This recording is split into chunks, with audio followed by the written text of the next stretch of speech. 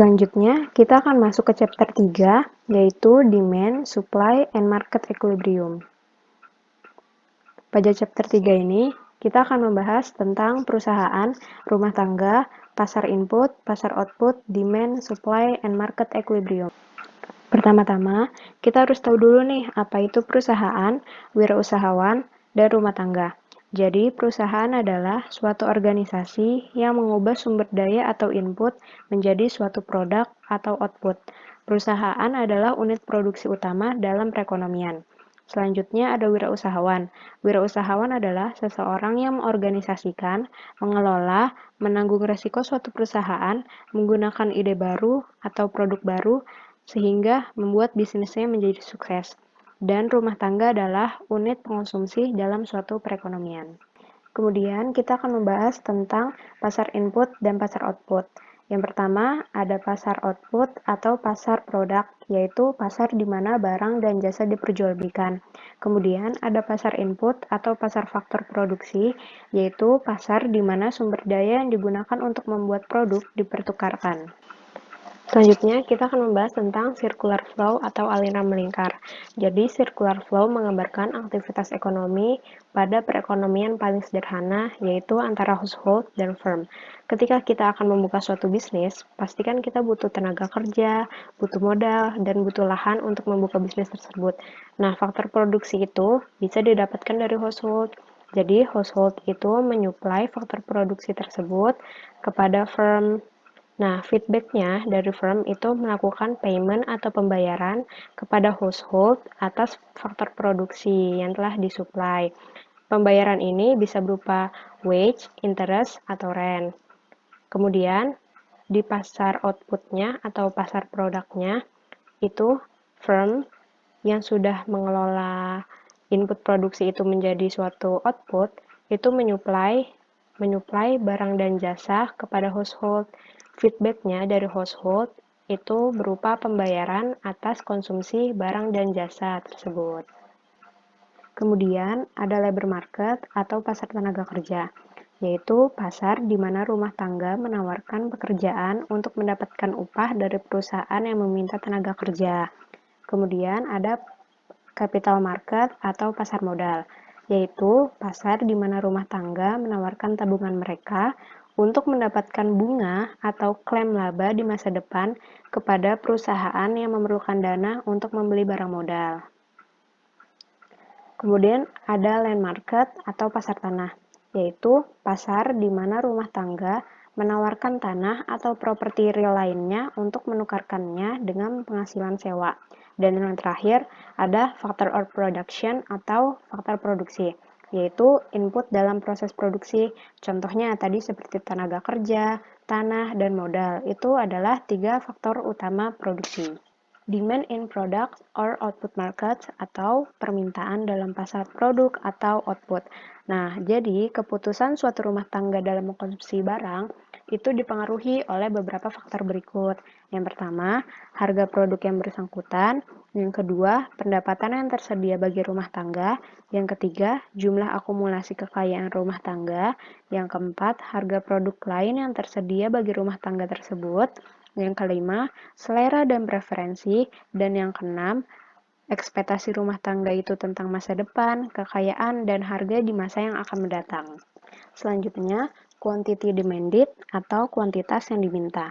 Ini adalah jumlah suatu produk yang akan dibeli oleh rumah tangga pada periode tertentu dan pada tingkat harga tertentu. Perubahan kuantitas yang diminta versus perubahan permintaan.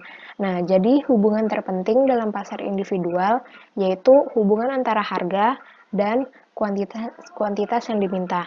Nah, untuk pembahasan kali ini, kita harus mengikutsertakan sebuah asumsi, yaitu ceteris paribus, atau segala hal yang dianggap sama atau konstan. Jadi, sudah dibahas tadi kan sebelumnya, faktor-faktor apa saja yang memengaruhi permintaan. Contohnya, harga barang lain, pendapatan, jumlah akumulasi kekayaan, selera dan preferensi, dan lain-lain. Nah, dalam asumsi ceteris paribus ini, kita mengasumsikan bahwa yang berubah itu hanya harga, sedangkan untuk faktor lain seperti pendapatan, selera dan preferensi, dan lain-lain itu dianggap tetap atau konstan. Contohnya itu, Misalkan harga satu botol Coca-Cola tadinya 3.000. Nah, beberapa hari kemudian itu naik menjadi satu botol itu menjadi 5.000. Nah, dengan asumsi ceteris paribus bahwa hanya harga yang berubah, maka permintaan kita konsumen untuk mengkonsumsi Coca-Cola akan berkurang. Nah, atas perubahan harga tersebut, maka akan menurunkan permintaan kuantitas Coca-Cola yang diminta. Namun, apabila kita tidak mengikutsertakan asumsi ceteris paribus, jadi apabila harga Coca-Cola meningkat menjadi 5.000, sedangkan pendapatan kita juga meningkat, itu belum tentu mengurangi kuantitas Coca-Cola yang akan diminta. Justru bisa aja apabila pendapatan kita meningkat dan harga Coca-Cola meningkat, itu juga akan meningkatkan permintaan kita terhadap Coca-Cola. Kita akan masuk ke hukum permintaan. Nah, di sini sudah ditampilkan ada demand schedule atau schedule permintaan, yaitu tabel yang memperlihatkan berapa banyak suatu produk yang akan dibeli oleh rumah tangga pada tingkat harga yang berbeda-beda. Di sini contoh kasusnya itu permintaan Ana terhadap panggilan telepon seluler. Nah, kalau misalkan harganya itu 0 atau gratis, maka Ana akan melakukan panggilan 30 kali selama 1 bulan. Kemudian apabila harganya $0,5, maka Anda akan melakukan panggilan sebanyak 25 kali dalam 1 bulan. Apabila harganya $3,5, Anda akan melakukan 7 kali panggilan. Apabila harganya $7, Anda akan melakukan 3 kali panggilan. Apabila harganya $10, Anda akan melakukan 1 kali panggilan dalam 1 bulan. Dan apabila harganya $15, maka Anda tidak akan melakukan panggilan sama sekali. Demand curve atau kurva permintaan yaitu suatu grafik yang mengilustrasikan berapa banyak produk tertentu yang akan dibeli oleh rumah tangga pada tingkat harga yang berbeda-beda.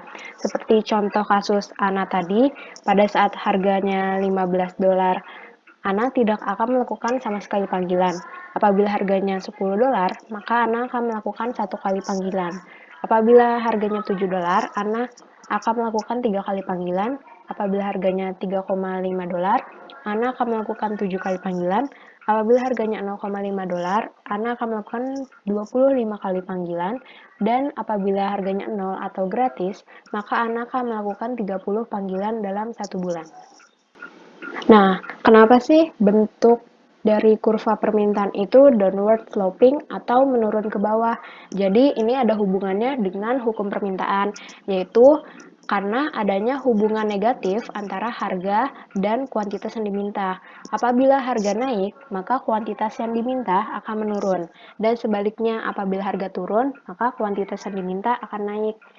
Ada 2 catatan tentang kurva permintaan. Yang pertama, selama rumah tangga memiliki pendapatan dan kekayaan yang terbatas, maka semua kurva permintaannya akan memotong di sumbu harga. Contohnya pada kasus Ana tadi, saat tingkat harga ke $15, ia tidak akan melakukan panggilan sama sekali. Nah, tingkat harga ke-15 ini bisa disebut juga willingness to pay atau tingkat ketersediaan membayar Ana untuk melakukan panggilan. Maka, pada tingkat harga di atas $15, Ana tidak akan mau melakukan panggilan sama sekali. Kemudian, yang kedua itu, kurva permintaan Ana akan memotong di sumbu X atau pada kuantitasnya. Nah, pada tingkat harga 0 atau tidak membayar sama sekali, Ana akan melakukan sebanyak 30 panggilan atau 30 telepon, tapi tidak akan melebihi dari 30 tersebut. Kesimpulan yang dapat diambil dari bentuk kurva permintaan, yang pertama, kurva permintaan memiliki slope yang negatif atau menurun. Karena adanya hukum permintaan, yaitu ketika harga naik, maka permintaan akan turun, dan ketika harga turun, maka permintaan akan naik. Yang kedua, kurva permintaan akan memotong sumbu kuantitas atau sumbu X, akibat keterbatasan waktu dan utilitas marginal yang makin menurun. Dan yang ketiga, kurva permintaan memotong sumbu harga atau sumbu Y akibat keterbatasan pendapatan dan kekayaan yang dimiliki. Penentu-penentu lain atas permintaan rumah tangga. Yang pertama, pendapatan. Pendapatan adalah jumlah semua upah, gaji, laba, pembayaran bunga, sewa, dan bentuk penghasilan lain yang diterima oleh suatu rumah tangga pada periode tertentu. Yang kedua, kekayaan atau kekayaan bersih, yaitu total nilai yang dimiliki suatu rumah tangga dikurangi nilai utangnya. Normal goods atau barang normal, yaitu barang yang permintaannya bertambah ketika pendapatannya bertambah dan permintaannya berkurang ketika pendapatan kita berkurang. Kemudian kebalikannya yaitu barang inferior atau inferior goods.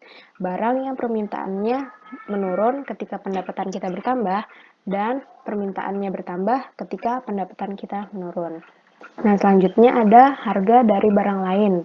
Yang pertama itu barang substitusi. Barang substitusi ini barang yang bisa saling menggantikan satu sama lain. Contohnya roti dan jagung, itu sama-sama karbohidrat. Nah, ketika harga yang satu naik, maka permintaan barang yang lain naik. Contohnya ketika harga jagung naik, maka permintaan barang roti akan naik karena orang-orang yang tadinya membeli jagung, terus ketika harga jagung naik, maka ia akan berpindah membeli roti yang harganya tetap. Kemudian kedua ada barang substitusi sempurna, itu barang yang produknya identik. Yang ketiga, barang komplementer atau barang pelengkap, contohnya mobil dan bensin.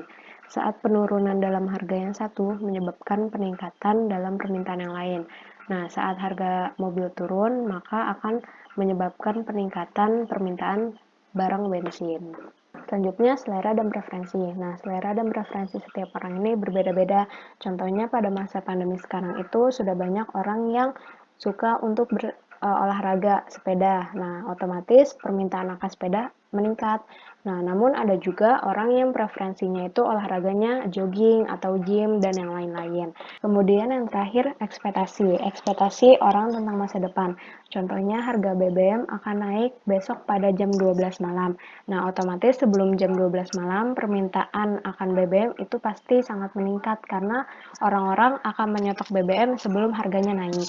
Selanjutnya, shift on demand curve versus movement along a demand curve atau pergeseran kurva permintaan versus pergerakan di sepanjang kurva permintaan. Jadi contohnya di sini saat pendapatan Ana $300 per bulan dan $600 per bulan. Nah, di sini kita ambil contoh saat harga $15. Saat harga $15, maka Ana tidak akan melakukan telepon sama sekali.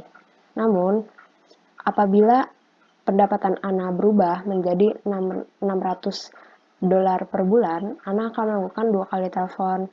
Nah, perubahan-perubahan ini akan menyebabkan pergeseran kurva permintaan dari D0 menjadi D1. Nah, selanjutnya perbedaan antara pergeseran kurva permintaan dan pergerakan di sepanjang kurva permintaan. Jadi, pergeseran kurva permintaan yaitu perubahan yang terjadi dalam kurva permintaan akibat adanya kondisi tertentu. Kemudian, kalau pergeseran di sepanjang kurva permintaan yaitu perubahan kuantitas yang diminta terjadi karena perubahan harga. Nah, kalau hanya harga barang itu sendiri yang berubah, itu akan menyebabkan perubahan permintaan kuantitas yang diminta atau moving along the curve. Nah, kalau yang berubah itu pendapatan, preferensi, atau harga barang lain, itu akan menyebabkan perubahan permintaan atau shifting, bergeser.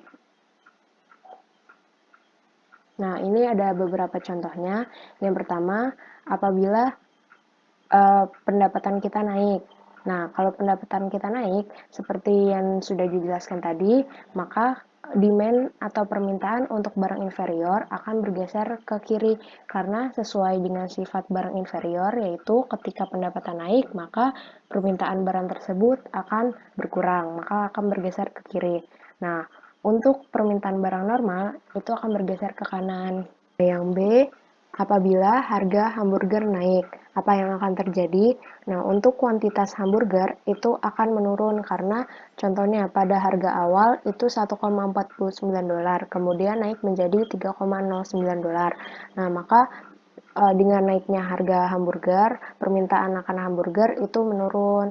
Seperti ini, dari awalnya 10, kemudian saat harga naik yang diminta hanya 5. Permintaan terhadap barang substitusi. Di sini contohnya ayam. Nah, apabila peningkatan harga hamburger, itu akan meningkatkan kuantitas permintaan terhadap ayam karena orang-orang yang tadinya makan hamburger kemudian saat harganya naik, mereka akan berpindah untuk makan atau beli barang ayam.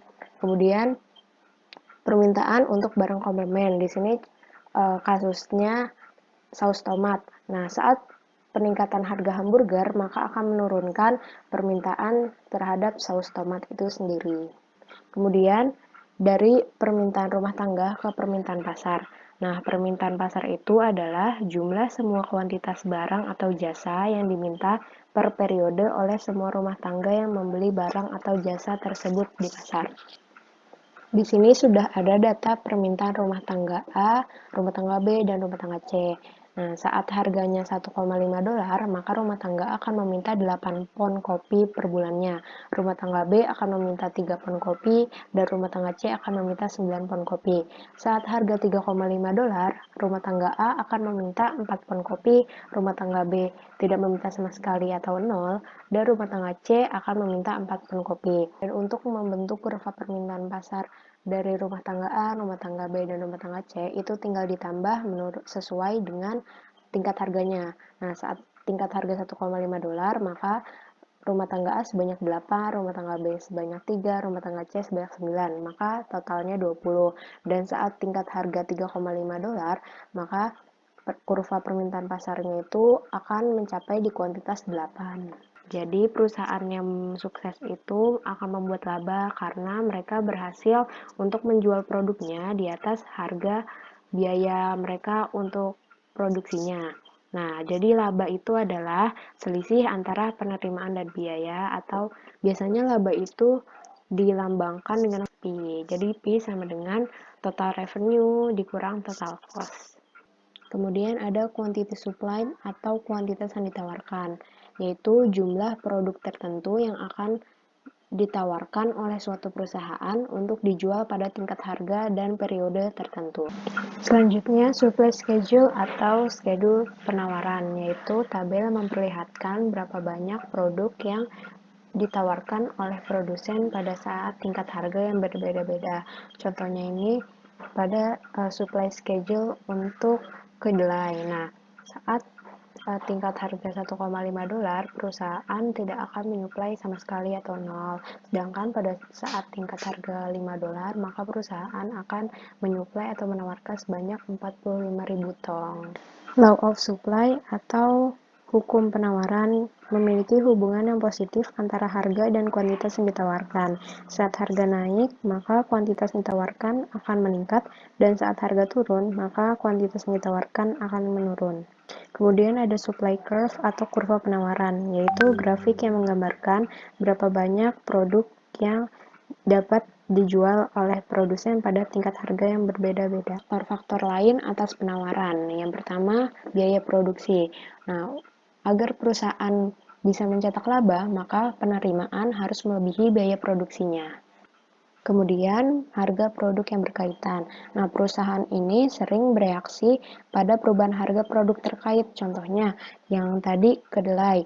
Nah, apabila sebuah tanah bisa digunakan untuk budidaya jagung ataupun kedelai, maka saat peningkatan harga kedelai akan menyebabkan petani individual beralih dari menanam jagung ke kedelai. Oleh sebab itu, peningkatan harga kedelai sebenarnya mampu mempengaruhi jumlah jagung yang ditawarkan. Rangkumannya, dengan mengasumsikan bahwa tujuan perusahaan tersebut untuk memaksimalkan laba, maka barang atau produk yang ditawarkan itu bergantung pada yang pertama, harga barang dan jasa tersebut, yang kedua, biaya produksi yang meliputi harga input yang diperlukan seperti tenaga kerja, modal, dan tanah, serta teknologi yang dapat digunakan untuk memproduksi barang tersebut. Dan yang ketiga adalah harga produk yang terkait. Yang pertama, movement along a supply curve atau pergerakan di sepanjang kurva permintaan, yaitu perubahan kuantitas yang ditawarkan akibat adanya perubahan harga. Yang kedua, shift of a supply curve atau pergeseran kurva penawaran, yaitu perubahan dari kurva penawaran akibat adanya hubungan baru antara kuantitas yang ditawarkan dengan harga. Ini ada contoh shift of supply curve atau pergeseran kurva penawaran. Jadi yang tadinya ini harusnya S0 dan S1. Contohnya, saat tingkat harga ke 1,75 dolar, saat seorang petani menggunakan benih yang lama, maka mereka akan memproduksi sebanyak 10.000. Sedangkan saat petani menggunakan benih baru yang lebih tahan terhadap penyakit, petani tersebut dapat menyuplai atau memproduksi sebanyak 23.000.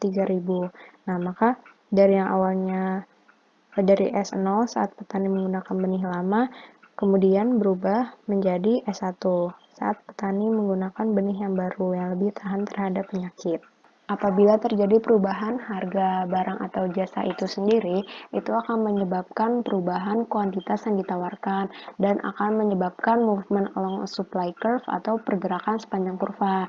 Dan apabila yang berubah itu biaya produksi, teknologi, atau harga barang lain, maka itu akan menyebabkan pergeseran kurva permintaan atau shifting. Market supply atau penawaran pasar adalah jumlah semua barang yang ditawarkan tiap periode oleh semua produsen suatu produk tunggal. Nah, contohnya seperti ini. Ini ada perusahaan A, perusahaan B, perusahaan C. Kemudian saat harganya 1,75 dolar, perusahaan A akan memasok sebanyak 10.000, perusahaan B memasok 5.000, perusahaan C sebanyak 10.000. Nah, untuk membuat market supply atau penawaran pasar, saat harga 1,5 dolar, tinggal ditambah aja yang produsen A sebanyak 10.000, produsen B sebanyak 5.000, produsen C sebanyak 10.000, maka totalnya untuk market supply curve sebanyak 25.000. Begitu juga dengan tingkat harga ke 3 dolar. Nah, selanjutnya kita masuk ke market equilibrium atau keseimbangan pasar. Jadi, equilibrium adalah kondisi yang terjadi ketika kuantitas yang ditawarkan dan kuantitas yang diminta itu sama.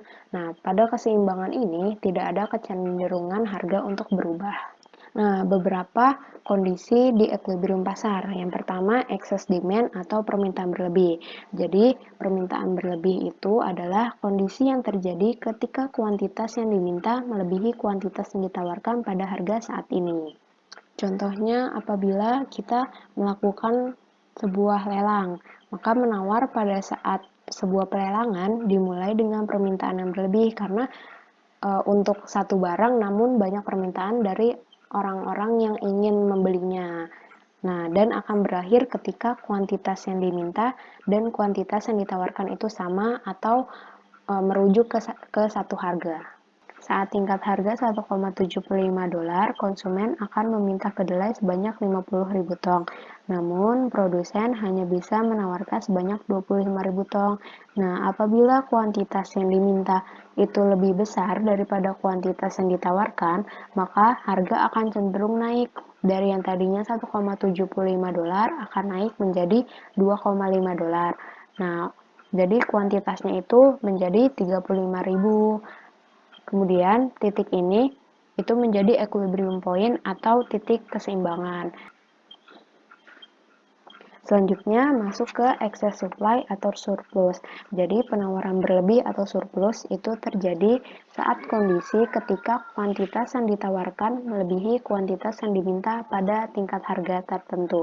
Saat tingkat harga 3 dolar, kuantitas yang ditawarkan oleh produsen itu sebanyak 40.000 tong. Namun, permintaan dari konsumen itu sebanyak 20.000 tong. Nah, apabila kuantitas yang ditawarkan itu lebih besar atau lebih banyak dari kuantitas yang diminta, maka harga akan cenderung menurun dari yang tadinya 3 dolar menjadi 2,5 dolar. Nah, saat harga 2,5 dolar diperoleh kuantitas sebanyak 35.000. Jadi titik ini itu disebut equilibrium point atau titik keseimbangan saat harga 2,5 dolar dan kuantitasnya 35.000.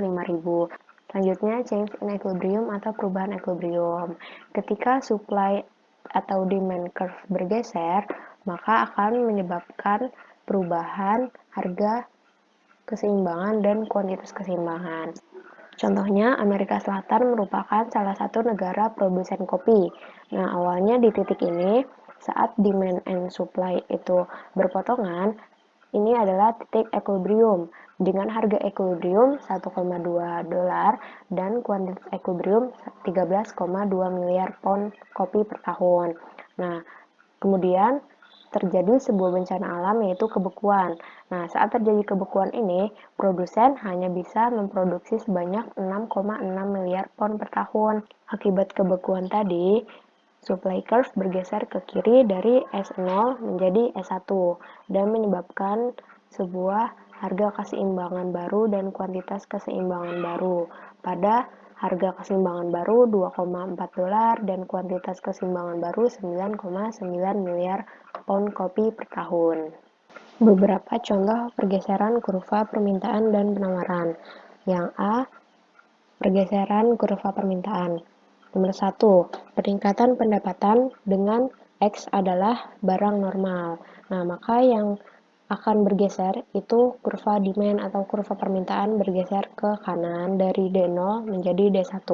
Yang nomor 2, peningkatan pendapatan dengan X adalah barang inferior. Maka yang bergeser adalah kurva demand. Kurva demand akan bergeser ke kiri dari D0 menjadi D1. Yang ketiga, penurunan pendapatan dengan X adalah barang normal, maka kurva demand akan bergeser ke kiri dari D0 menjadi D1 dengan kurva supply yang tetap.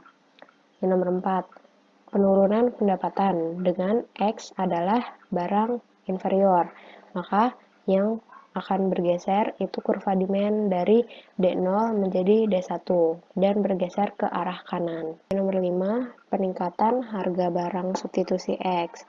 Maka yang berubah adalah kurva demand akan bergeser ke sebelah kanan dengan kurva supply yang tetap. Yang nomor 6, peningkatan harga barang komplementer X. Yang berubah adalah kurva demand dengan kurva demand bergeser ke sebelah kiri dari D0 menjadi D1. Yang nomor 7, penurunan harga barang substitusi X. Maka yang bergeser adalah kurva demand bergeser ke sebelah kiri dari D0 menjadi D1. Dan yang terakhir, penurunan harga barang komplementer X. Maka yang bergeser adalah kurva demand dari D0 bergeser ke sebelah kanan menjadi D1. Yang B, pergeseran penawaran. Nomor 9, peningkatan biaya produksi X. Nah, saat biaya produksi meningkat, maka kurva supply akan bergeser ke sebelah kiri dari S0 bergeser ke S1 dengan kurva demand yang tetap. Dan nomor 10, penurunan biaya produksi X. Jadi, yang berpengaruh adalah kurva supply bergeser ke sebelah kanan dari S0 menjadi S1. Dan yang terakhir kesimpulannya, yang pertama, kurva permintaan memperlihatkan berapa banyak produk yang akan dibeli suatu rumah tangga pada tingkat harga tertentu. Yang nomor 2, kuantitas yang diminta dan kuantitas yang ditawarkan selalu ada pada periode waktu. Contohnya per hari, per bulan, atau per tahun. Yang ketiga, permintaan atas suatu barang ditentukan oleh harga, pendapatan rumah tangga dan kekayaan, harga barang dan jasa lain, selera dan preferensi, serta ekspektasi. Yang keempat, penawaran suatu barang ditentukan oleh harga, biaya produksi, dan harga produk yang berkaitan. Nah, biaya produksi ini bisa ditentukan oleh teknologi produksi yang tersedia dan harga input yang termasuk tanah, modal, dan tenaga kerja. Yang nomor 5, kita harus mencermati perbedaan antara pergerakan di sepanjang kurva atau moving along the curve dengan pergeseran kurva atau shifting. Nah, intinya kalau pergerakan di sepanjang kurva itu hanya dipengaruhi oleh harga barang dan jasa itu tersendiri. Sedangkan kalau pergeseran kurva atau shifting itu dipengaruhi oleh faktor-faktor di luar harga barang dan jasa itu tersendiri. Contohnya pendapatan, selera preferensi, harga barang substitusi atau komplementer. Nah, yang nomor 6, equilibrium pasar terjadi hanya ketika kuantitas yang ditawarkan sama dengan kuantitas yang diminta pada harga tersebut. Contohnya, QD sama dengan QS atau PD sama dengan PS. Cukup sampai di sini pembahasan di chapter 3. Semoga apa yang telah dijelaskan dapat dimengerti dengan baik. Semangat!